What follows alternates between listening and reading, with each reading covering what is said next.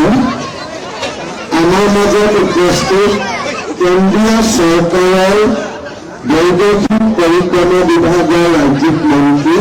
পবিত্ৰ মাৰ্ঘেৰিটা ডাঙৰীয়া, মাজুলী সমষ্টিৰ সন্মানীয় বিধায়ক আমাৰ ভুৱন ৰাম ডাঙৰীয়া,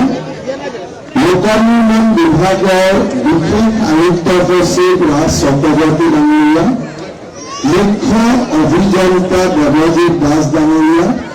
সভাত উপস্থিত আইমাতৃসকল আৰু আমাৰ সন্মানীয় সুধীবৃন্দ যুৱক যুৱতী বন্ধু বান্ধৱীসকল, আমি সকলোৱে জানো যে এটা বিশেষ পৰিস্থিতিত 2024 চনৰ 5 ছেপ্টেম্বৰ আমাৰ মাজুলী আৰু যোৰহাট সংযোগী দলংখনৰ কাম বন্ধ হৈ গৈছিল। মই যেতিয়া দলঙৰ কাম আৰম্ভ হৈছিল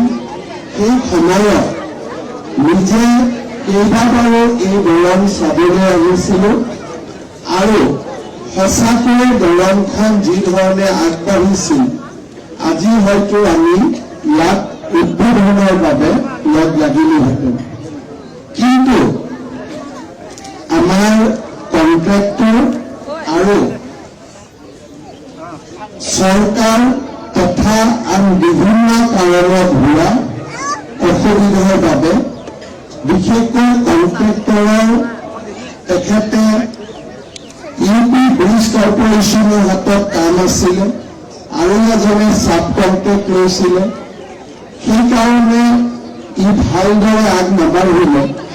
আৰু 30% কাম হোৱাৰ পিছত কন্ট্ৰেক্টৰ গৰাকীয়ে বিদায় ল'লে। যেতিয়ালৈকে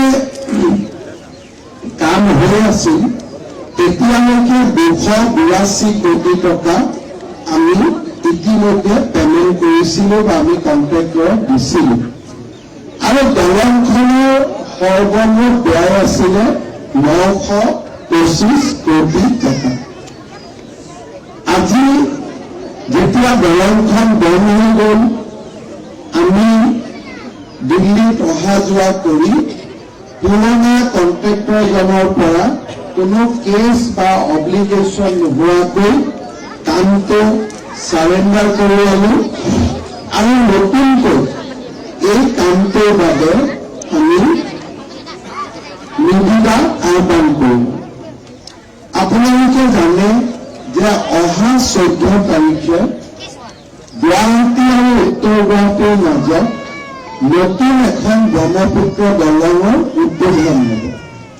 সেই দলংখন নিৰ্মাণ কৰি উলিয়াইছে SP Singha কনষ্ট্ৰাকশ্যন আৰু আমাৰ সুগমশীল আৰু ৰোহিতৰ ওপৰত যি দলং নিৰ্মাণৰ কাম চলি আছে সেই কামো SP Singha কনষ্ট্ৰাকশ্যন নামৰ কোম্পানী